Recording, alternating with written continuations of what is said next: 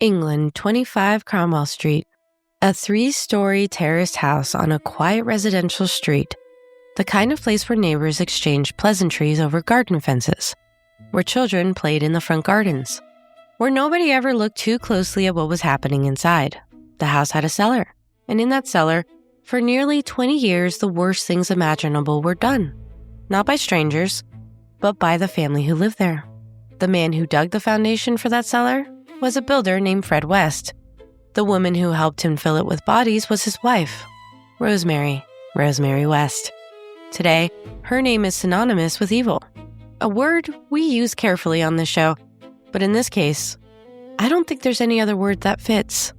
Rose West is one of the most prolific female serial killers in British history, convicted of 10 murders, suspected of many more. She's currently serving a whole life order, meaning she will die in prison. But here's the strangest thing. For decades, she lived a completely normal life on the surface. She was a mother. She raised 8 children. She went grocery shopping. She attended parent-teacher conferences. And all the while, the cellar of her home held the dismembered remains of young women who had trusted her. Welcome to GBR Life Transmissions. I'm your host, Caitlin, and you're listening to GBRLIFE of Crimes, where we explore not just what happened in crimes committed by women, but why they happened, and the psychology behind them. Today, we're talking about Rose West, a case that exposes a disturbing truth, that the most dangerous people are often the ones who seem the most ordinary. Because the question we're going to ask is not whether Rose did this. Often, we don't need to ask if it was done, but that psychology. What kind of person can hold 2 entirely separate realities inside them, the loving mother and the sadistic murderer? Or was it ever love at all? And what kind of person can kiss her children goodnight and then go downstairs to participate in the torture of women? And how did no one see it coming? But to understand Rose, you have to start long before 25 Cromwell Street, long before her husband Fred. You have to start in North Devon, England in 1953, when Rosemary Letts was born. Rosemary Letts was born to parents Daisy and Bill Letts. And here, the story immediately gets complicated. Yeah, straight from her birth. Actually, before she was born. Because while Daisy was pregnant with Rose, she was suffering from severe depression. And how was she treated? Exactly like you would think. In 1953, electrocompulsive therapy and electric shock therapy, all while she was still pregnant. One expert, criminal psychologist Dr. David Holmes, has argued that this likely impacted Rose's neurological development, particularly the parts of the brain that give us a conscience and empathy, and as Dr. Holmes put it, the inhibitory parts that stop us from doing heinous acts. And if you believe that, then Rose West's capacity for violence may have already been shaped before she even took her first breath. But the trauma doesn't stop there, because that would be too simple. Rose grew up in a violent and dysfunctional household. Her father, Bill Letts, was described as brutal and intimidating. He would scream at the family, and the neighbors could hear the sounds of violence through the walls. And according to multiple sources, including biographer Jane Carter Woodrow, Rose was groomed by her own father, and possibly by her grandfather as well. So by the time she was a teenager, Rose had already learned something that would define the rest of her life, that violence and sexual acts were connected, and that love and abuse were not opposites, and that the world was a place where the strong preyed on the weak. There was nothing particularly wrong with that, according to Rose. And in 1969, when Rose was 15 years old, she was standing at a bus stop when a man 12 years her senior approached her. His name? I know you know.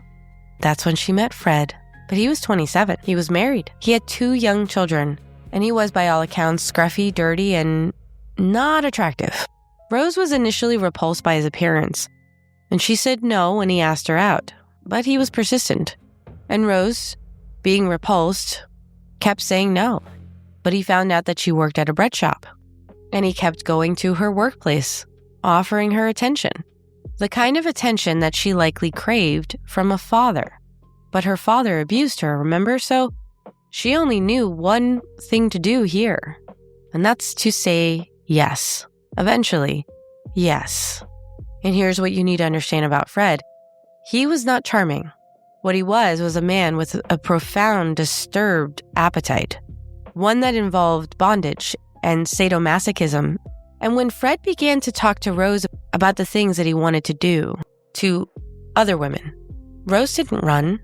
Why would she?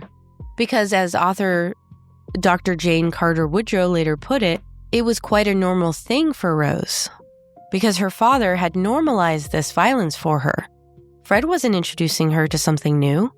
He was offering her a continuation of the only kind of intimacy that she had ever known. It may have been the reason that she said yes.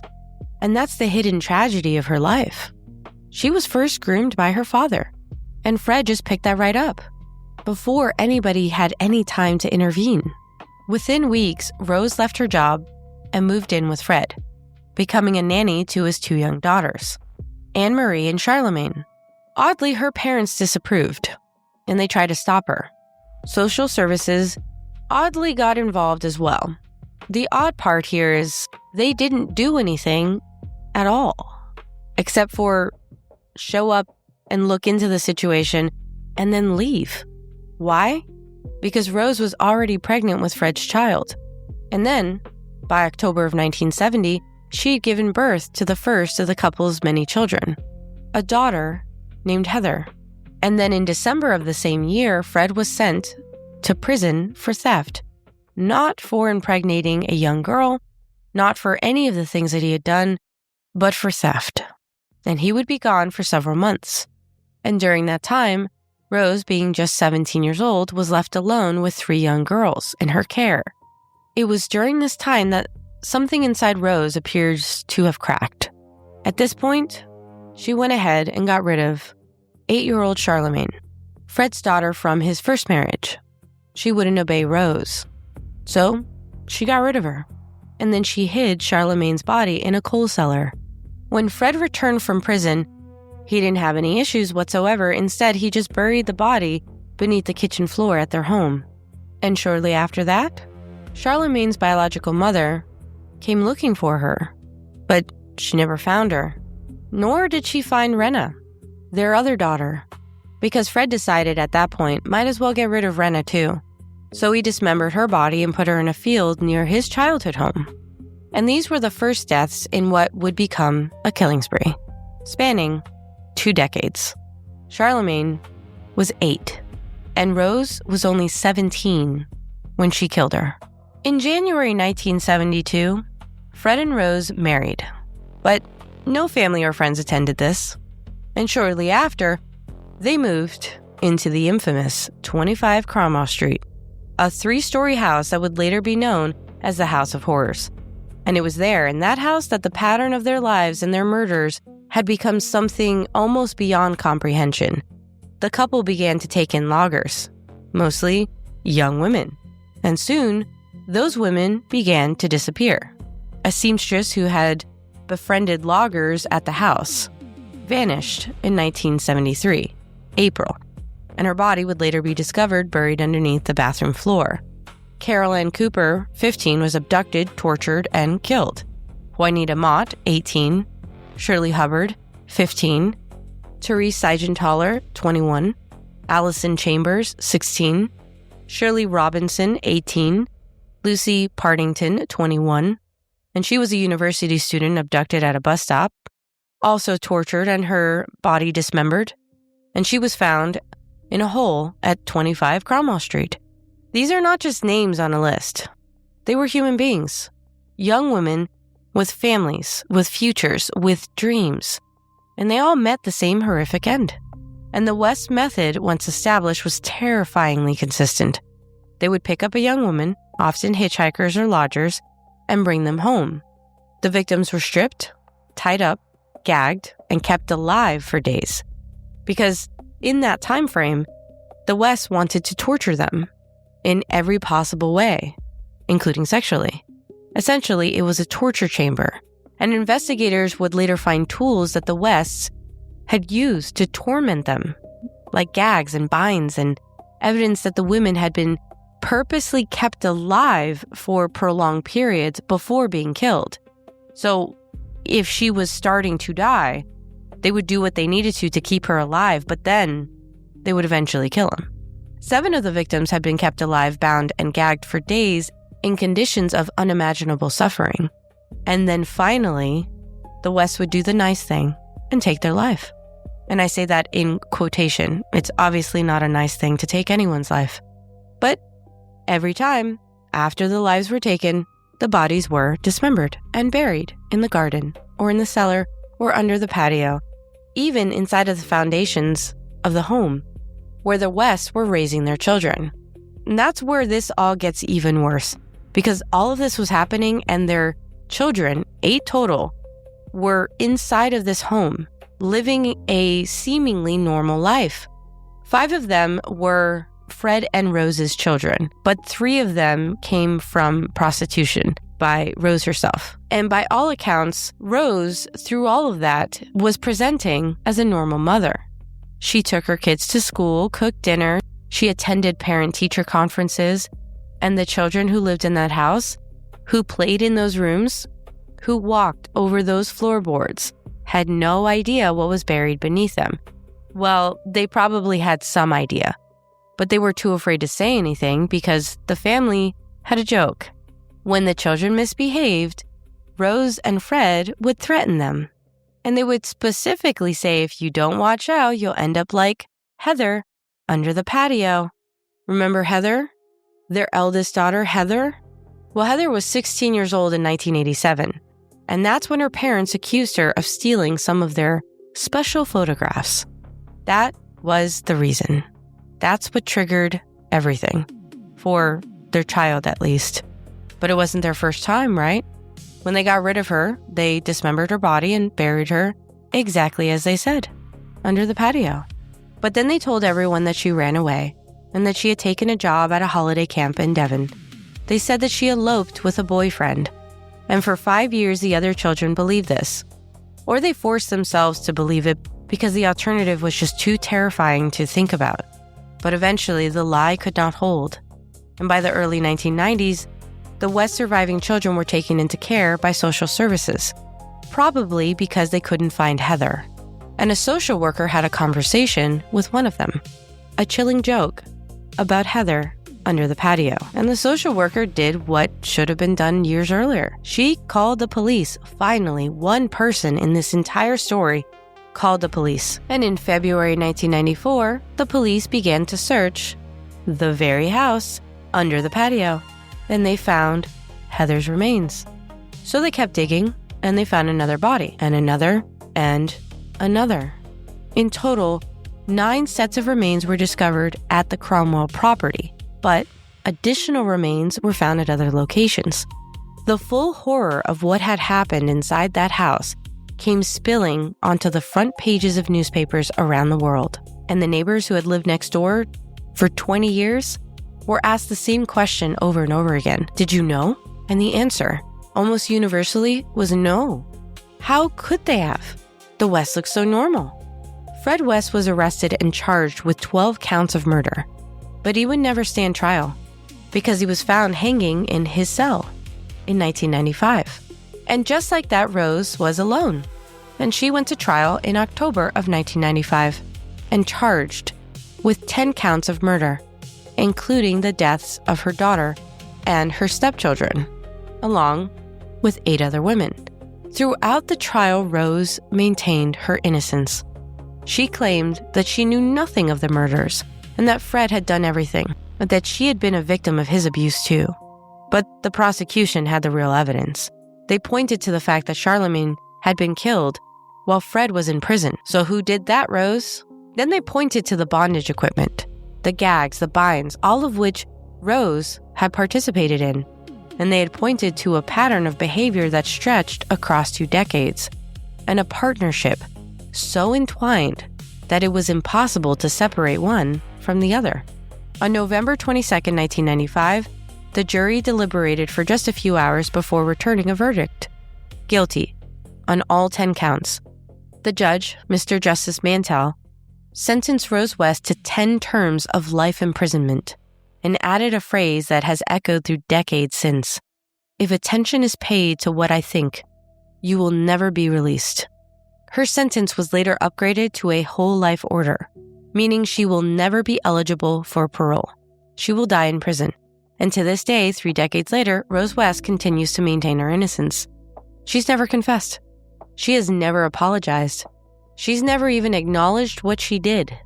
But this case doesn't end there, because even after Rose West was convicted and sent to prison, the story kept breaking new ground.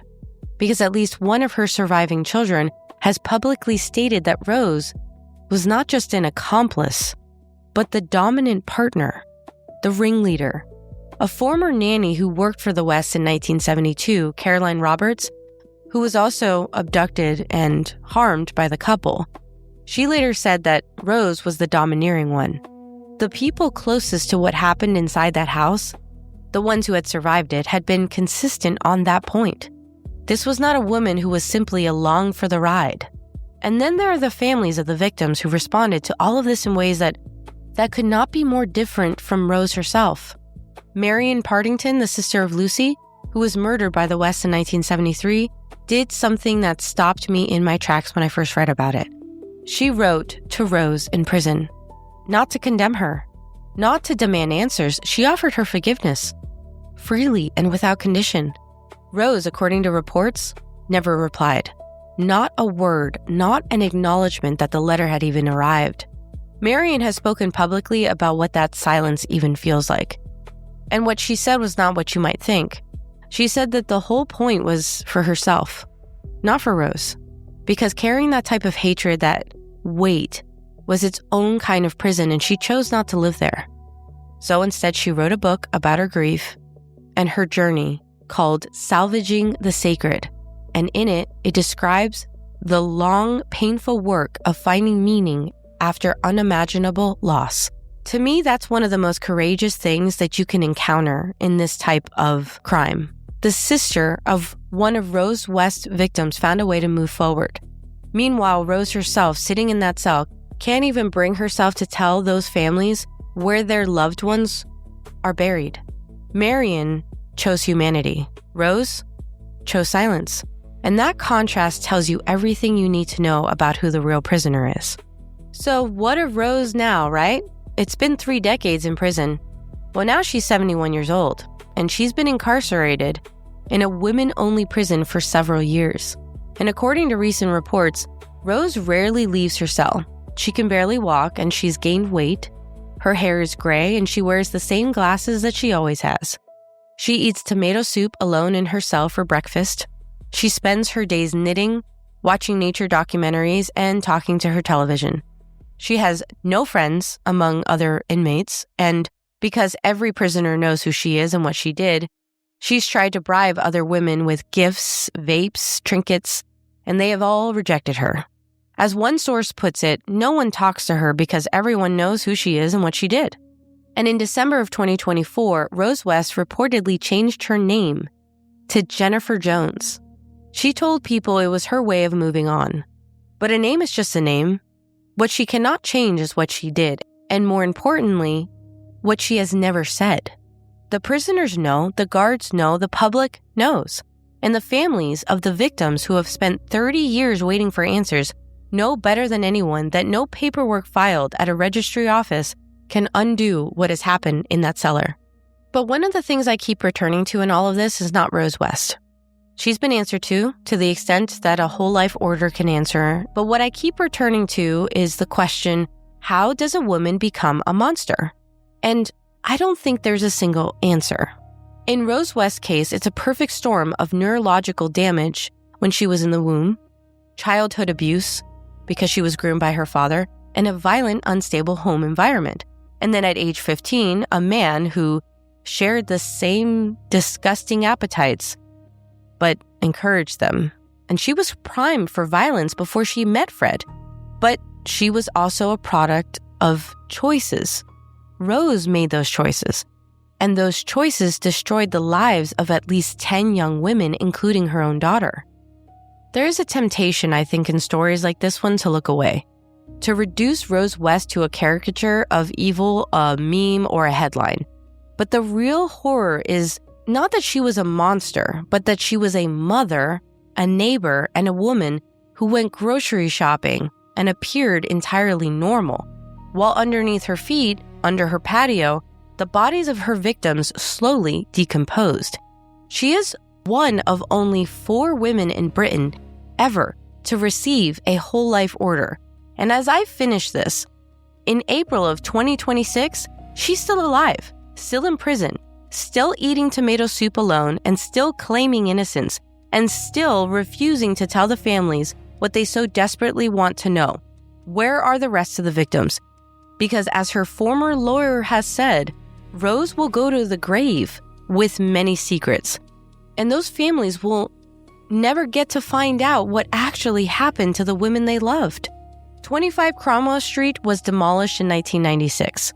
The land where it stood is now a path, a walkway, a place for children to play and dogs to be walked. The neighbors who had lived there have moved on or passed away or spent the rest of their lives in therapy, understandably so. But the memory of what happened there, what was done there, and what was buried there remains. And Rose herself, now using a name she invented to hide from her own past, sits in her cell watching birds on her television, knitting alone. The question this case leaves us with is not about her. It's about us.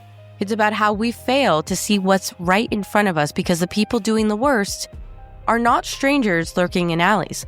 They're mothers, fathers, neighbors, friends. The people who seem the most normal of all. And that, I think, is the most chilling lesson of the House of Horrors. That evil can live literally anywhere, behind any front door. And we might never know it until it's far, far too late. This has been GBRLIFE of Crimes, part of GBRLIFE Transmissions, and I'm your host, Caitlin, reminding you that understanding the darkness helps us appreciate the light. Join me next time as we uncover another case that challenges everything we thought we knew about the criminal mind.